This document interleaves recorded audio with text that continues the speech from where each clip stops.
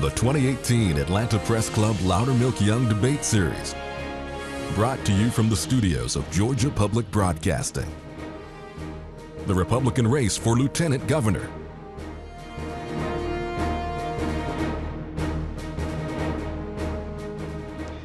Good afternoon. I'm Jim Burris, an investigative journalist with WABE 90.1. Welcome to the Atlanta Press Club Loudermilk Young Debate Series, originating from the studios of Georgia Public Broadcasting in Atlanta. This is the runoff debate among Republican candidates for Lieutenant Governor. Let's meet the candidates. They are in alphabetical order. Jeff Duncan has served in the Georgia House of Representatives since 2013, representing the 26th District.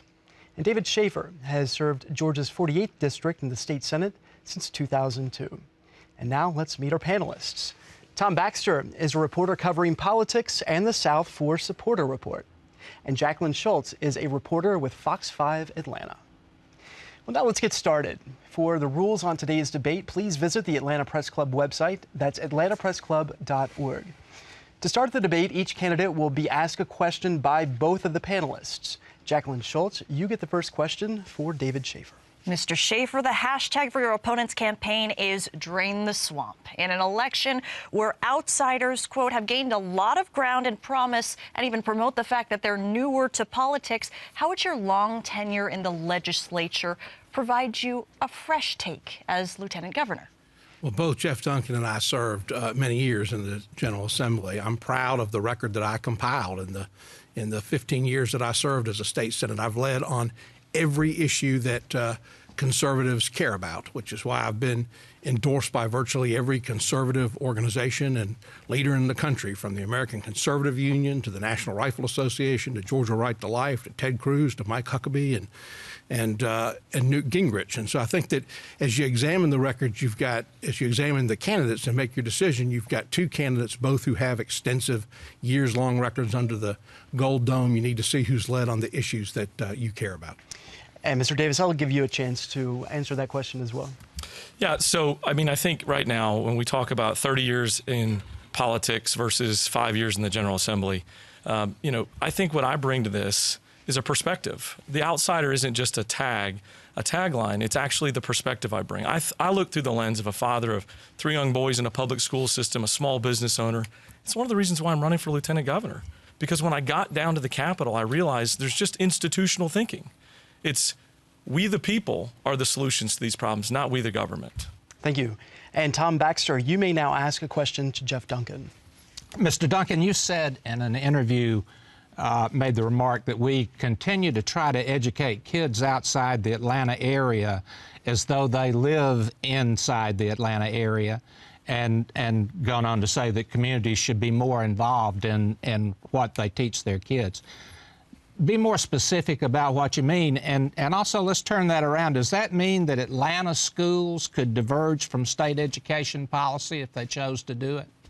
So I look through this issue through the lens, like I said a moment ago, through 3 boys in the public school system in Forsyth County, which does an amazing job educating our kids. And it was one of the eye-opening issues when I got to the Georgia Capitol, is that we continue to try to educate kids in rural Georgia like they live inside the perimeter. I'm one of those people that think one of the greatest gifts we can give a child from the state of Georgia is a quality K through 12 education. Because if we give a child a quality K through 12 education, regardless of where they call home in Georgia, regardless of how difficult their situations are at home, we've given them the ability to feed themselves and their family for a lifetime. And I think that's a big issue. It's a big issue for the education system. It's also a big issue for economic growth and development as we move forward. I believe more decisions ought to be driven as far down to the kitchen table as we can possibly get. I have yet to see in my 5 years in the General Assembly anybody make big, good decisions, bold decisions, innovative decisions in a cube in downtown Atlanta. I think communities and families are better suited to make those decisions. All right, thank you. And Jacqueline Schultz, it's your turn to ask a question to Jeff Duncan. Mr. Duncan, your opponent, Mr. Schaefer, has been very vocal about his desire to phase out the state income tax and replace it with a consumption tax. What parts of his proposal do you agree with or disagree with? And please explain your tax plan. We'd like to hear more about that. Yeah, so look, I'm one of those people that believe exactly like Donald Trump does. When we put dollars, tax dollars, back into the taxpayers' pockets, right? The people who earned those dollars and those businesses, they're better at deploying those dollars than any of us in the state government would be. We're more efficient. I think the economy will continue to grow exponentially bigger. You know, we're not very competitive with our neighbors right now. We just watched a half a point get peeled off of the state income tax, and I applaud the effort of the General Assembly and the governor for doing that. But I think that's just a small step forward. I think we need to continue to lower the income tax, because here's what I know. When I give taxpayers their dollars back, when we as a government give taxpayers their dollars back, they make better decisions. They make better investments. And so as Lieutenant Governor, I'm going to continue to lead the charge to, yes, I'd love to see the state income tax be completely eliminated in a responsible manner. In my first 4 years in the General Assembly, or as Lieutenant Governor, I'm going to lead the charge to take on those efforts. I think we can be responsible with the way we cut our taxes here, but we also have to cut spending.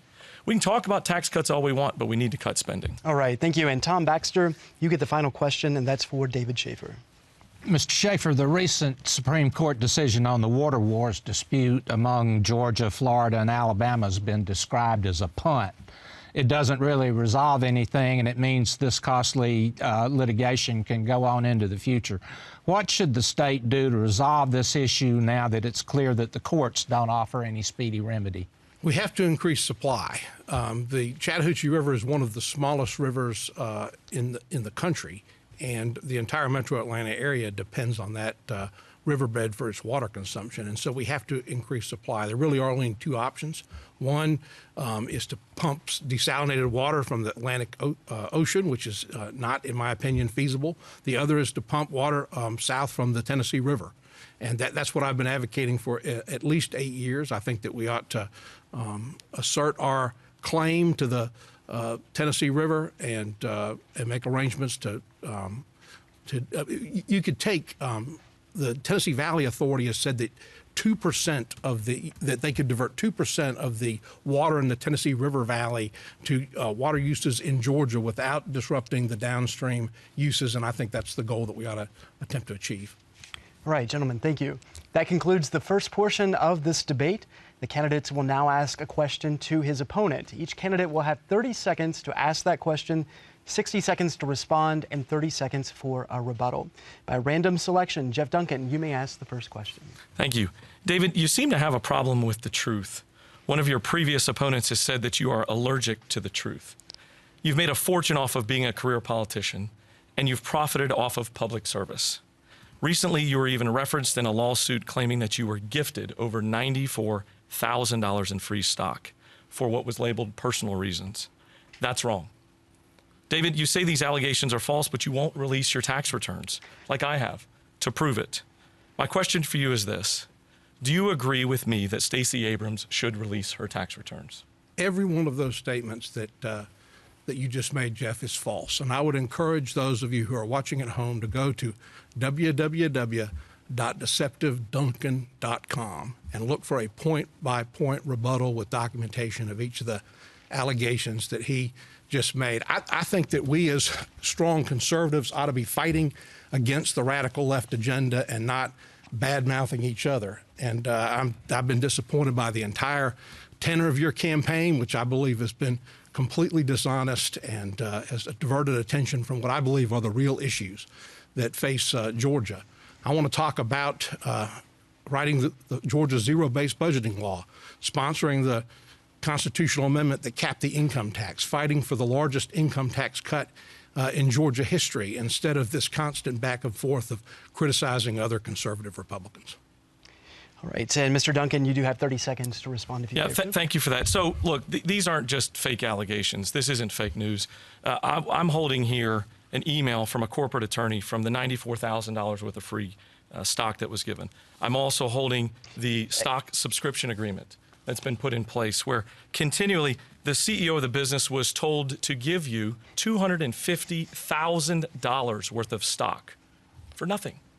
That's absolutely false. I paid for the shares that I owned in that company. You've said they were worth $94,000 30 seconds ago and $250,000 10 seconds ago. You can't even keep your lies straight. I would encourage you to go to www.deceptiveduncan.com and see each of these allegations rebutted point by point. We're going to have to, Mr. Duncan, we're going to have to stop there. Thank you. $94,000. We're going to stop there. Thank you. And David Schaefer, you may now ask your question. You've talked a lot about being a fiscal conservative and opposing tax increases. In your final session in the Georgia General Assembly in 2017, there were 2 tax increase votes, one on House Bill 160 increasing the taxes on hunting and fishing, and the other on House Bill 340, which raised the taxes on used car sales. You voted for both of those bills. What was your thinking on those tax increases? David, I voted no on over $1 billion worth of tax increases that you voted yes on, and I'll start to label them. On my 10th day in the General Assembly, after being sworn in 2013, what about House Bill 340 and House Bill 160? I voted no on the hospital bed tax, which you voted yes on. I then later voted no on HB 170, which is the largest tax increase in the history of Georgia. You served on the conference committee, which is one of only 3 people in the General Assembly that felt like in the middle of the night it made sense. What about House Bill 340 or House Bill 160? The entire state of Georgia included $5 a night for hotel motel fees. I'm proud of my record. In every room I walk into, I talk about voting no on $1 billion worth of tax increases, not because I thought I was running for lieutenant governor because I bragged. You're not going to answer the question at all? I voted no on over $1 billion worth of tax increases because I promised every person when I knocked on their door I believed in smaller government, lower taxes. I wasn't with you when you knocked on those doors 17 years ago in Gwinnett County, but I'm going to bet you told them you believed in smaller government, lower taxes. I'm proud to have held my word. Mr. Schaefer, you get 30 seconds for a rebuttal. Well, I'm amazed that he didn't answer the question at all. I asked about 2 specific tax increases that he voted in his final session in the Georgia General Assembly. He voted to increase the taxes on hunting and fishing. He doesn't have any answer or explanation for that. He voted to increase the taxes on used car sales. He has no explanation for that. For 15 years, I have led on fiscal conservative issues. I wrote the constitutional amendment that capped the state income tax. I fought for the largest income tax cut in state history. I wrote legislation to require zero-based budgeting of all expenses. I think there's a very clear contrast between the 2 records. Thank you. We appreciate it, gentlemen. For those of you just joining us, this is the runoff debate between the Republican candidates for lieutenant governor. We will now go back to the panel to ask questions to the candidate of their choice until we run out of time. As a point of moderator privilege, I may also ask candidates questions. I will determine when a rebuttal is appropriate. And Tom Baxter, you get the first question in this round. Mr. Duncan, you've described your bill to create tax deductions for direct contributions to rural hospitals as just one tool in the toolbox for fixing health care. So pull out another tool and discuss what Georgia is going to do now that the Trump administration has said that it's going to halt $10 billion in payments to insurers that were intended to stabilize the insurance market. Thank you for the question. And it was a very important piece of legislation that I wrote in the General Assembly. It was an idea I came up with at my kitchen table. There was 54 struggling rural hospitals that had no chance to really even know if they could keep their doors open. And we created a program that allowed communities to be involved. And I think to answer your question, it's a great segue. We need to have more community involvement in how we start to solve healthcare. We need to stop trying to make decisions in cubes and letting bureaucrats. We need to drive more healthcare local. Because what I know as a consumer of healthcare, because I've got 3 young kids and I'm starting to get older, is that we've got to start having primary care. If somebody's got to drive 2 hours to a hospital or to a medical center because something hurts and they wait and wait and wait, we know that that turns in from a $500 prescription to a $50,000 surgery. I wrote a bill that allows us to get community health centers to be more active in their communities and allow them to be able to serve their communities with health care. Ultimately, the communities need to be more involved. All right. Thank you. Jacqueline Schultz, it's your turn to ask a question. This is for both candidates. Would you both choose to or not resurrect the religious liberty bill? And are you concerned about the optics that businesses might have when they're looking at Georgia as a place to invest? This was a concern back in 2016. And David Schaefer, we'll start with you for that. Here's what I believe about religious liberty. I believe that everyone should be free to worship God or not worship God according to their conscience, and that they should be generally free to practice their religion in their daily lives. I think that when there is a conflict between religious practice and law, that those conflicts need to be resolved by the courts not by the legislature. And I think that when the courts look at those conflicts, they need to use the same standards that they use when they examine conflicts between laws and freedom of speech and freedom of the press as they do when they look at freedom of religion. And that's what I would push toward if I were the elected lieutenant governor. So would you bring back the bill? I would bring back a bill that outlines exactly what I just explained to you. All right, Jeff Duncan. Yeah, so I think as lieutenant governor, it's important to be a leader on this issue. I do support religious liberty. I do support the notion that in 1992, virtually unanimously passed Congress, had Bill Clinton, a Democratic president, sign the bill into law, later to be ruled by the courts that it didn't apply to states. And so I do stand for us trying to get to an opportunity to bring that language here to Georgia. But I think we can do it through a conversation. I want to be a leader that fosters a conversation between the business community, the legislative community, and the faith community, so we can talk through. There's plenty of states across this country that have enacted this legislation that, Super Bowls are coming there and businesses are moving there. But I think we can do it through a conversation and not have to scream at each other. Faith is a big driver in my life, but it's something I don't want to just say with my words. I want to be able to live that out. I would absolutely support it. Thank you. Tom Baxter, your question. Mr. Schaefer, the lieutenant governor has tremendous power over what legislation gets moved. A recent example of that is the proposed constitutional amendment aimed at requiring that user fees be spent as they were intended and not rated by the legislature. That got a nearly unanimous vote in the House.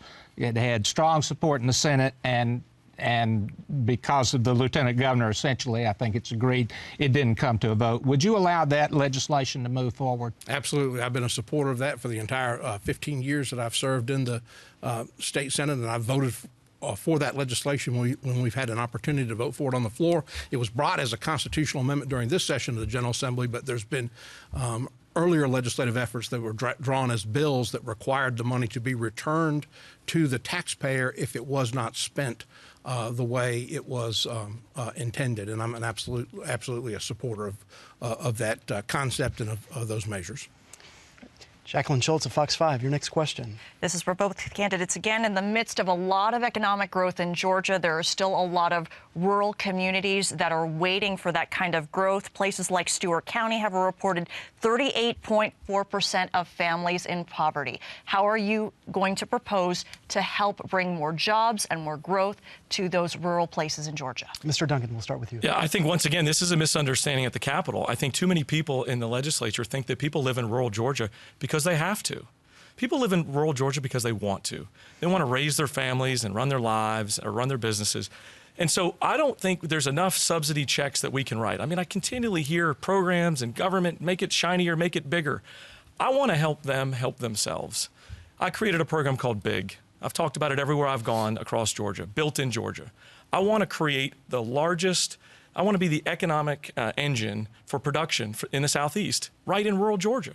I think if we remove regulations and empower these communities, we don't just create jobs for a season, we create jobs for a generation and allow these people to once again grow. Driving through some of these rural towns is just heartbreaking. You watch these, they're all boarded up and blighted, and we're not going to subsidize our way through that. We need to allow them to be able to grow and attract businesses from all over the Southeast. David Schaefer, your return. There are many reasons that people choose to live in rural Georgia. The landscape is beautiful, the communities are strong, but there are a couple of essential ingredients that we've got to make sure are there if they're to thrive in the 21st century. One, we've got to make sure that there's an adequate system of emergency and preventive health care throughout the state of Georgia. Businesses are not going to locate or expand in areas that do not have access to emergency and preventive health care. That's going to require us to rethink how we deliver hospital care, and it's going to require us to rethink how we pay for it. The other thing is we've got to make sure that every home and business in the state is connected to the internet through a broadband connection. We made a decision 100 years ago as a society that every home and business should be connected to the telephone, to a universal system of telephone service. We've got to do the same thing about the internet and a broadband connection to it. I want to follow up to that answer and ask you, Mr. Schaefer, how as government do you make that happen if if free enterprise does not bring high-speed internet to rural parts of Georgia on its own. What role does the state have in making that connection? You know, we've got to do the same thing that we did when we considered whether or not we needed to be connected by the telephone system 100 years ago. And that is going to, there's a role for government to play in that. We looked at legislation during the last session of the General Assembly, which I supported, which would have allowed the EMCs, which serve every house in business in rural Georgia, to provide internet service. And I think that you know, we've got to be creative about removing regulatory roadblocks and making sure that the providers of utility services that are in place are allowed to provide the full range of services and make sure that every home and business is connected. Mr. Duncan, would you like to respond to that? Yeah, I think this is a very easy area of separation between the two of us. I trust the private sector more than I do the government to solve big problems like this. I just do. I think we can embrace technology in a way that is inviting. I want Georgia to be an incubator for innovation and ideas. And that's one of the stifling things when I got into the State House, was that people are scared to death of innovation in these committee rooms. I think we ought to foster an innovative environment here and invite people from all over the world to come solve the problem for the entire world, but do it right here in Georgia. Let's create the jobs. Let's get quicker to the solutions. I know that kids are expecting rural broadband in their communities because they have it at school and then go home and they can't even get their work completed, or businesses that are trying to grow. Thank you. Yeah. Tom Baxter, we come to you for the next question. Mr. Duncan, speaking of the world, we learned this week BMW announced that it's going to be manufacturing its new line of SUVs, not in South Carolina, but in China. Today, there's a story from Alabama that the union at the Hyundai plant is preparing for cutbacks. What should Georgia be doing to prepare for what looks like a rapidly developing trade war, and how vulnerable are we? Well, I appreciate that. I want to mention something. As Lieutenant Governor, I want to add a role to my job description. I want to be the business ambassador for the state of Georgia. My resume points to the fact that I've been a CEO of several companies, and I want to lead that charge as the business ambassador, not just in the Southeast or in the country, but all over the globe. For me, I think the fairest thing we can do to incentivize companies to be here is to continue to cut the income tax. It's fair to everybody. It's fair to the small business that's created all these jobs and taken all these risks over the years. It's also fair to those that are looking to come to Georgia. Look, I trust this president.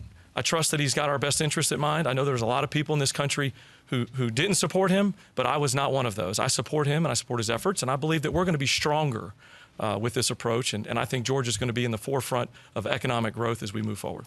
And we are almost out of time for this round, but Mr. Schaefer, I would like to give you the chance to respond to the same question. About the trade war, I mean, I have confidence in the president. He's done a number of things that his critics have said have been risky, and they have achieved the result that he intended to achieve. And I believe that his efforts to renegotiate our trade agreements will be successful. I also believe that there's a role for high-end manufacturing here in Georgia. I visited the Kia plant in Seoul, Korea 3 years ago on a trip, and I remember at the end of the trip I asked them how their performance compared to the Kia plant in West Point, Georgia, and the somewhat embarrassed manager told me that the West Point, Georgia plant was the most efficient Kia plant in the world. Of the 4 they've got in Korea, the 2 in China, the 1 in Europe, and the 1 here in North America. I believe there's a role for high-end manufacturing here in Georgia, and as Lieutenant Governor, I intend to lead an effort to bring that back. All right, candidates, thank you. That is all the time we have for questions. Now, each candidate will have 60 seconds for a closing statement. David Schaefer, you get the first closing statement. You have 2 candidates before you who have served in the Georgia General Assembly, and I would ask everyone at home to look carefully at the records that we compiled while we were serving you under that gold dome.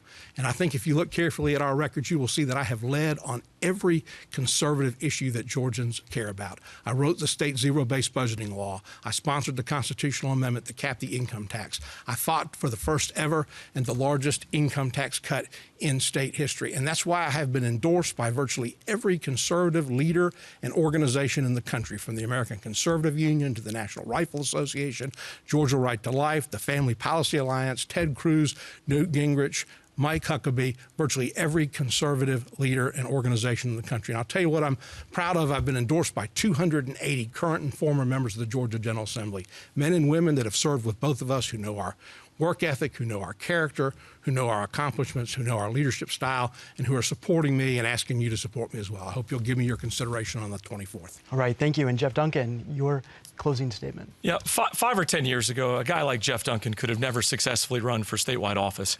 Voters really only cared about who was the next person in line, or who had all the political endorsements.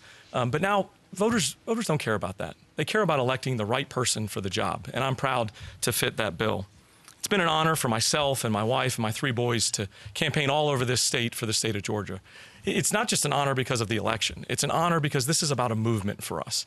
It's a movement that says we, the people, are better at solving problems than we, the government. When we win this election on July 24th, it's not going to be because all the lobbyists line up and write us millions of dollars worth of checks. It's not going to be because 280 plus elected officials endorse us. It's going to be because hardworking Georgians decide that they want to elect a successful outsider versus a 30-year career politician to be their next lieutenant governor. I'm Jeff Duncan, and I would be honored to have your vote on July 24th. Thank you. Thank you. That concludes our debate. We would like to remind voters that the runoff election will be held on Tuesday, July 24th, and early voting has already begun. Our thanks to the candidates and to our panel of journalists. We'd also like to thank the Atlanta Press Club for arranging today's debate. And for more information about the Press Club and all of the runoff debates they will host, just visit atlantapressclub.org. Now, this debate will be archived there and on Georgia Public Broadcasting's website, gpb.org. I'm Jim Burris. Thanks for joining us for the Atlanta Press Club Loudermilk Young Debate Series.